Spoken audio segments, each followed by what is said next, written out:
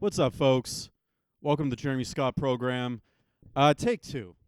Take two. I had some technical difficulties. I'm running this thing on my own, and I'm just gonna declare something now. I will not bend to any sponsor. I put my beer in a glass because I'm not being paid by anybody, and I'm not going to suggest things to you that I don't believe in. I'm not going to start doing sponsors for gambling. I don't gamble. I think the biggest gamble that I do is the decisions that I make in my life. I don't go to casinos. I don't buy scratch tickets. I don't buy into the lottery. I don't do anything. And I think you should stand with yourself and what you believe, and that's what I'm going to do. And there's not a lot of profit in there. It's not easy having morals and a mortgage. Those things, it's hard. It's hard. A story that really stuck with me the past couple weeks is this whole thing in Toronto where these cops have been found to be corrupt, the dirty cop, right? Like it's a common theme in movies, but it's a big story up here in the land of maple syrup and taxes. Is these 7 cops, one of them retired, so 8 in total. These Toronto cops have been doing the dirty, playing both sides, making some side cash, hustling, doing what they got to do to get their nut. And it's a tale old as time, buying the law, right? Buying them off. There's 2 ways to look at this story. The obvious one, cops don't like corrupt cops. So these guys, they're not very liked in Toronto right now.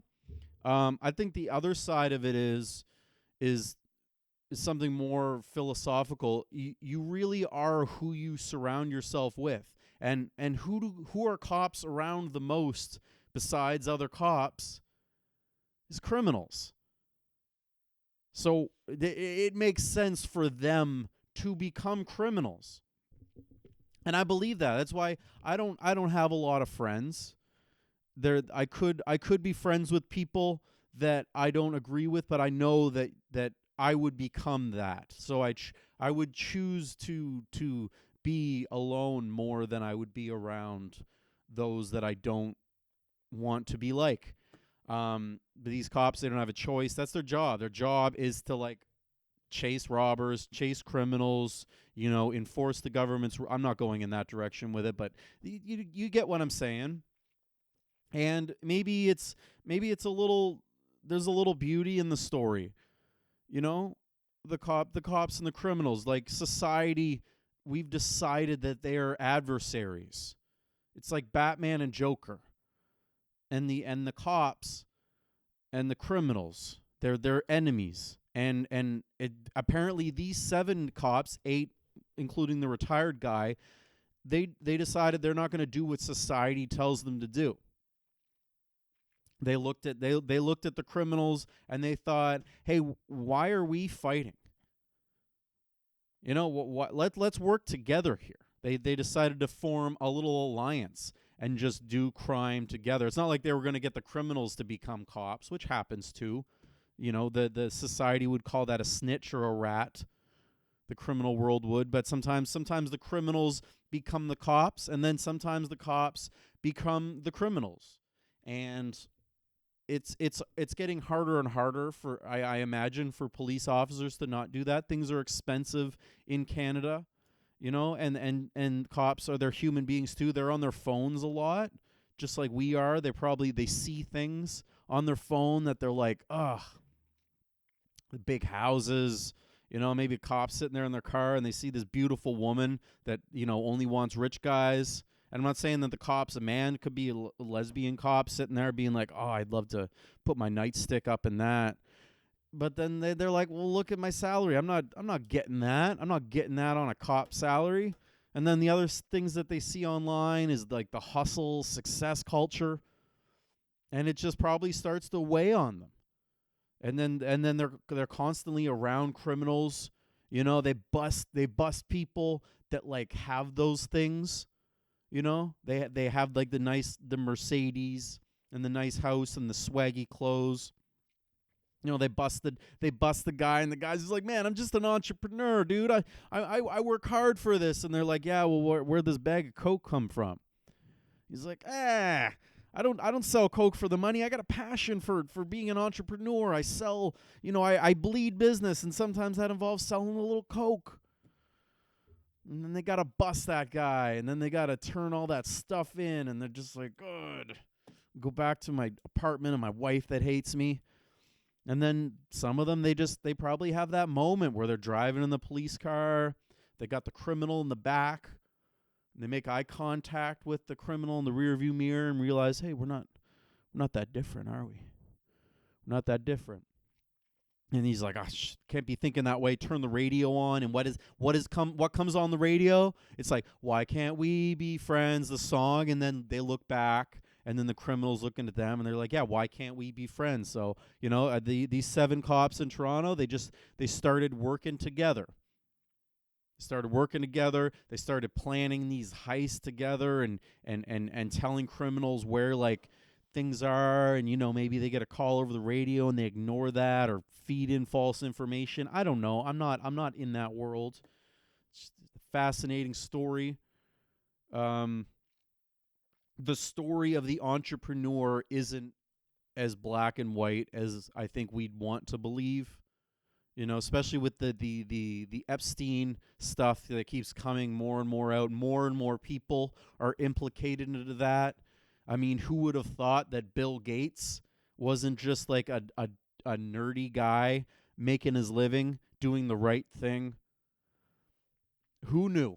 And it's sad. It's sad if you're a person that like looks at the idea of success, and you want to believe that somebody through like hard work and not sacrificing their morals can make it, and then more and more you hear of these things, and it's just like, damn.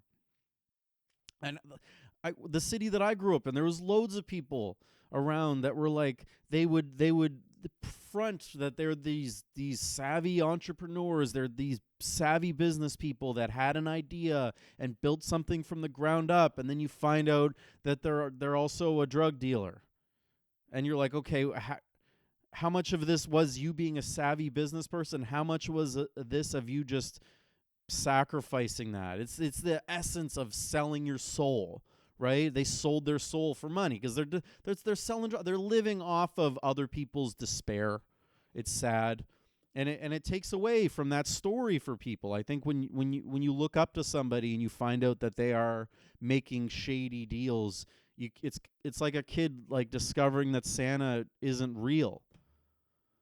And then on top of it, you're like, that was a drug dealer, and that's how, like, that's what Santa was just from like coke sales. It's not fun. You learn about that, and then you're just like, ugh. You gotta go through it. You gotta go through it. There's times I don't like my job, but I know that I don't have that in me to make those moral shortcomings. Like I said at the start of the episode, it's hard having morals and a mortgage, but I think I'd like to believe that it does pay off for your soul in the long term. To maybe it's harder to get there doing it the right way, but it feels a lot better instead of just taking these shortcuts. It's like when you play like a video game that's hard and then you put in the cheat codes. Yeah, sure, you get all the fancy gear right away, but it doesn't feel as fulfilling as like getting that gear on your own. It's for sure. I gotta come out and say it. I hate the news. I really do. I never feel good with the news anymore. I remember as a kid, you'd watch Live at 5 on CTV, and there would be more feel good stories on that, and then it would be like, and then the news at 6. We brought you up, now we're gonna bring you right back down, and now like most of the time when I see the news, it's mostly just down. I don't like it. I for a long period of my early adult life, I was very infatuated with like being in the know, and then thinking that people would be better if they were more informed. Like this stupid idea that if only my dad would understand that the government is run by like sick pedo Satanists, that somehow he would understand. Wrong was I, right? The more that the things are coming out, do you feel that the people are more apt to fighting back? Not really. So I'm trying to stay away from it now. I try to make it seem like I'm naive. I can live a little bit more peacefully. When I go to customer in my job, I'm in people's homes a lot. When I go to somebody's house and they're like an older person and they're watching the news, I feel like I'm walking on eggshells. I feel like, like please don't talk to me about this. I know you want to talk about it, but don't say anything to me about the president of the United States. I have no clue. That's what I want to. I want them to think that. I want them to believe that I still think Barack Obama is the president. And then I just go right back to my job. I'll be like working on their heat pump and just like, saying things like, "Oh, this doesn't look good. Yeah, this doesn't look good at all." And they'll be like, "You know what else doesn't look good?" And then I just think like, "Don't say America. Don't even bring it up. Please, don't even say it." If I walk into someone's house and they're watching Family Feud, I'm just relieved like, "Oh, thank God. This is going to be easy. Well, we can play the Family Feud together." It's relieving. It's relieving. Yeah, the news, it's creepy. It's an analogy that I thought of recently, and I've done it on stage, is that when I was a kid, my aunts and uncles and like older people would keep me and people my age away from caffeine and Skittles because they knew that was like not good. You let us have like dark pop and Skittles, the day is ruined. We're gonna get all hyper and be and cause trouble. And now, like, we've all grown up, like those kids that I was, we all grew up, and now it's like we have to keep our aunts and our uncles and the older people, we have to keep them away from CBC News because that's what happens to them. You even bring up Trump and they get all, it's like caffeine and Skittles for these people. They can't handle it. They can't emotionally regulate themselves. And I'm not blaming them either. I think most of the people around like where I live in New Brunswick, they're kind of like hobbits. They're very tall hobbits. They're simple people. I've said this on the show before. They're good for like gatherings and having food and beer and just having a good time. They're good at having a good time. But you start bringing Mordor into it. You start talking about Sauron. It's not good.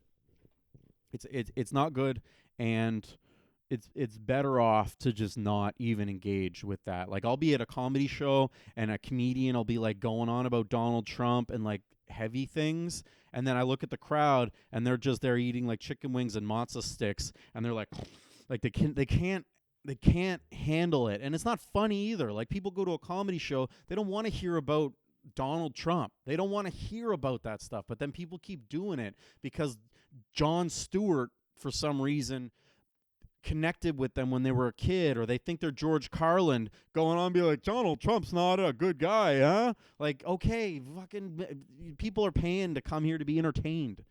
We don't want to hear about Donald Trump. I hate the news. I hate the news. I don't hate the cops. I don't hate the criminals as much as I really don't enjoy listening to the news. I had a story that I was going to talk about with that, and I skipped over it. But when I was younger, I got into a bit of trouble. If you can't tell from the leather jacket. Oh, by the way, I got to bring one more thing. I wore this on the last show and never even brought it up. But it's an Esso medal that I got as a kid playing hockey. And I got these for a few years in a row. I got these. I never got MVP. I never got the most valuable player, but I always would get the most improved.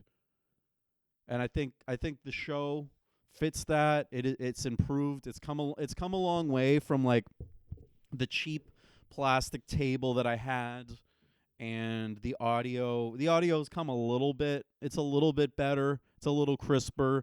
The mic the mic is sensitive. I got to be right on the mic. As soon as I talk like that, it loses a bit. So I got to be right on this mic.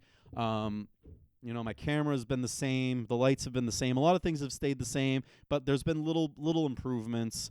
And I like wearing this the past couple shows because I feel like I myself am the most improved. Like as a comedian, as a person, I've made a lot of big strides in my life. So to go back to when I wasn't making the best strides, uh, a time that I was arrested as a youth. I was right on the borderline of being an adult. Me and my friend, we were arrested one night. We were out getting into some shenanigans, and we got arrested. And the cops were being kind of friendly with me because I think they saw that I wasn't the criminals that they were used to dealing with. They thought like, you're not a bad kid, you're just making stupid decisions here. And they already kind of had us. It was done. And they were being friendly though, which red flag. Don't If the cops are being very friendly with you, that means that they don't have everything that they need, and they're trying to get you to talk. And don't do that. If they have everything and they don't need anything else, there's a good chance they're just going to stick you in the cell and you're there by yourself anyways. But they were being overly friendly, and I kind of knew that, and I wasn't going to give them anything else, but I was just like, yeah, I really want to have a smoke. So the guy took me out into the underground parking lot that the police station had, and let me have a smoke out there. They were busy interrogating my other friend, who I knew was just a big blabbermouth and was just already shooting us in the foot anyways. So I was accepting my fate. I was just having a cigarette, having a moment, just being like, I gotta like think of a way to fix my life at this point. And the cop was being a nice guy. Back to the story of being like, the cops, cops spend more time with criminals than they do their families, right? And they are who they surround themselves with. So me and this cop, we felt a lot closer than like how I felt maybe with my teachers at the time or other people in my community. So the cop and me just sat there. I had a cigarette. He tried to instill some like wisdom into me about how, you're young, you can change your ways, you can do things. He didn't say become a stand-up comedian. And by all rights, he wouldn't. Why would he say something like that? That would be stupid. But either way, and then we went back in. He had to put me back in my cell, and I sat there, and I had like finally the adrenaline had all come down. I had a cigarette, so I was like a little bit. Blood pressure was going down a little bit. I was just there, and then I heard my friend coming back because they had us in separate cells. I was in this cell, and then he was the next one next to me, and like there was a wall between us, so we couldn't see him, but like I could see out into the hallway. So he walks by me, and because some evidence of our wrongdoing had gotten all over his pants, you can take that however you want. I don't care. But some of that got on his pants, so they had to seize his pants for evidence. So when they walked him back to his cell, he was overweight too. Good guy, he's a good friend, but he was overweight. So when they walk him by, he's in like these Christmas themed boxers because they didn't give him pants. They said they didn't have anything there for him. So I'm sitting there kind of like calm down, and then I see him come by, and I'm expecting to like look and then him make eye contact with me and me be like, this isn't how we thought the night was going to go. And then I see him, he's being walked to his cell in underwear. And I'm like, oh man, that's funny. It's a little, you got to laugh in the moment, in the hard moments, you got to laugh. You got to laugh. Sometimes things aren't as funny though. Sometimes it's not funny.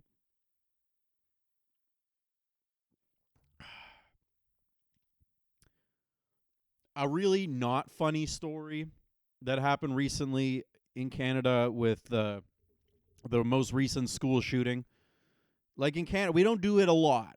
We're not the same as America as far as the shootings go, but obviously we're trying. We're trying to keep up, and I've been laying off the darts, guys. I have cut back a lot.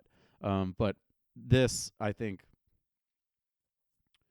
yeah. Okay, so obviously anybody who's anyone knows about the trans school shooter out in British Columbia. The news has been how the news is, right? And it's becoming a very divisive thing, all right? You got one side that's just like, this, trans people don't do school shootings, and obviously, no, like trans people aren't gonna do a school shooting, and then the incel guy that never gets laid, he's not gonna do a school shooting. It's a very sick individual that does this. It's fair to say that if you were born with a penis, you are way more likely to do a school shooting. Okay, that just getting that out there, that's a common prerequisite for the school shooter, is to have a meaty thing hanging between your legs. Maybe it's big, maybe it's not, maybe it doesn't work. I don't know the motivations of a school shooter. There's always the idea that it's like this bullied person that's just going to get back at the world, and it's just like a big final hurrah. It's like a girl who was like a hoe her whole life, and now she's going out for her bachelorette party. It's like a final go. And that's what the school shooter thing seems to be. They're never going to come out of it alive, I guess, is the plan. So this shooting happens, and all of the news now is just like, this is a woman. The person identifies as a woman but was born a man. And when they talk about, like, as the events were happening, they would say that, like, the police received a report that there was a woman wearing a dress with a gun. Maybe that's what they heard, and then cops are left to interpret that on their own. Like, it's not like they're gonna be driving and looking for this person and then be like, oh, that's a dude in a dress with a gun, that's not who we're looking for. No, they would probably just be like, oh, that's what they meant. But they're also not, I haven't heard of, like, the police dispatcher calls being released. Now, sometimes when big events happen, like 9/11, a lot of things happen, they eventually release the audio tapes of, like, the calls between, like, the police and the firefighters and all these things. They haven't released that yet, so we don't even know. We're just kind of taking their word on it that that's what they said. And maybe they're not as progressive as we'd want to believe the police department is. Maybe they were just straight up being like, no, dude, we got a trans dude, the woman. There's a person out there with a penis. They're wearing a dress and they got a gun. Take them down. Because we don't know that. We don't know that. And I like to respect people. As soon as you pull a gun out and you want to hurt people, with or without a gun, as soon as you cross that line, you don't get to be referred to as you would like to be. You get referred to as what you are. Like, nobody comes back and it's just like Hitler identified as an artist or a leader, right? Like, no, he was a dictator, mass murderer, and that's what he was, so that's what we leave him as. And this was a very mentally ill dude in a dress, running around with a gun. He stuck with it, though. He fucking, yeah, I'm misgen. I don't give a shit. It's my show. We do whatever we want here. We don't have any sponsors anyways. What am I gonna lose? Is YouTube gonna turn my show off? Great. I'll have more time to do other things instead of what I wrote for all of this. But yeah, so the dude in a dress, they went with it, though. Like, they were like, I have lived my life as a trans person. I'm going to die as a trans person, because they put on a dress. A dress isn't very, like, tactical. It's not a practical thing, you know what I mean? Like, there's women, this because there's women in the military, and they don't have, like, combat dresses. They wear what the dudes wear. And most incel guys, like the guys that do the school shooting, like just the guys that are like, I'm a guy, identify as a guy, I'm a guy. They always kind of dress like they're in Call of Duty. But then this person is like, no, I'm dying as a trans person, and wore a dress. Like the final hurrah of, like, I said I was a woman, you didn't believe me, done for. Was it a good dress? I don't know. We don't know. Like I don't did is it just the dress, or did they like do their hair? Did they do their makeup? Did they shave? You know, you get a lot of trans people that they like that they'll wear the women's clothes, but then they'll have like a 5 o'clock shadow, or even like they just like they have a beard like they haven't shaved in 3 weeks. To their credit, there isn't really like a what not to wear for like trans school shooters. Remember the show What Not to Wear? It was on TLC years ago. My girlfriend and me in high school, we used to watch that. We would get high. Like I would skip school, she would skip her job, and we'd sit at my place and we'd watch What Not to Wear, and we'd get high.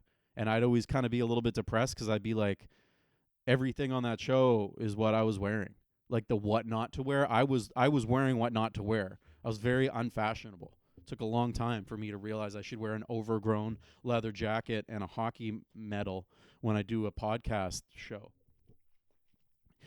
Yeah, they don't have a what not to wear for the trans shooter. And to be fair, I think we've been misled as far as the trans people isn't concerned. Like when I was a kid, movies that would depict a man that became a woman, they would usually have them played by a woman. There'd be exceptions, like in Crocodile Dundee, the scene where he's in the bar. That was a dude that convincingly could be perceived as a woman.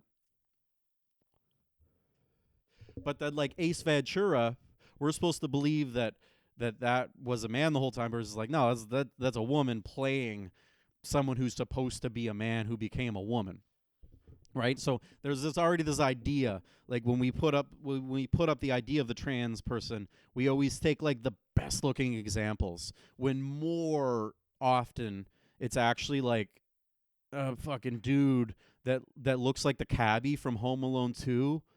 Like the one when Macaulay Culkin's running through the city when it's nighttime, and he jumps in the cab because he thinks he's going to be safe there, and then the guy who looks like Jabba the Hutt kind of turns back. He's like, "It's not much better in here, kid." Usually it's like that person is like wearing a dress and is like, "Fucking call me Sheila." You know, which is one I haven't seen a lot of, like this story in BC, but I kind of imagine that it's that more of that kind of a trans person. You know, like the hot trans people, they're not going to shoot up a school. They're having fun.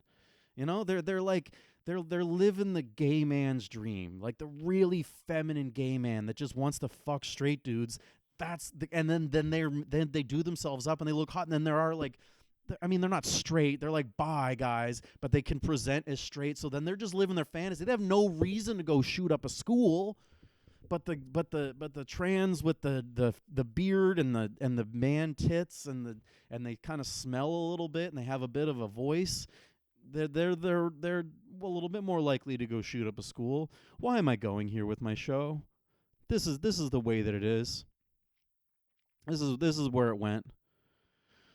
Yeah, it's fun. It's fun. I said I hated the news. I went over that. The aunts and the uncles, I went over that. This is where we are, guys. I don't know. I don't know where to go. I don't want to turn this show into covering news stories because they're a mess, and there's way better shows out there that do that kind of thing. I don't like to do that. It's and there's already enough there for you to go and look at it and say, well, I guess every person in power was on this island. You know, and our own prime minister now is like making deals with China and talking about the new world order. Like, if I could go back to 2015 me and be like, you know, that little bit of doubt that none of this stuff is actually going on, just get rid of it. Alex Jones, turns out, has been right about 90% of the things, the islands and the sacrifices and the people in power. This whole thing with Pam Bondi saying if they actually do release the Epstein files, the whole system will collapse. I guess we're just better off to be a good person. That's the moral of this episode. It's a short show, half an hour. It is what it is. I got guests coming up. The next couple episodes are going to be a little bit more wholesome than talking about cops and robbers and trans school shooters and the news. I hate the news. Actually, I think I'm gonna go get some chicken wings and matzo sticks and play Harry Potter or something. I think that's probably best. Um, yeah, I think that'll be good. You guys have a good day. Enjoy the stuff, and if it does collapse, just know that you weren't on the island. Have a great day, guys. Cheers.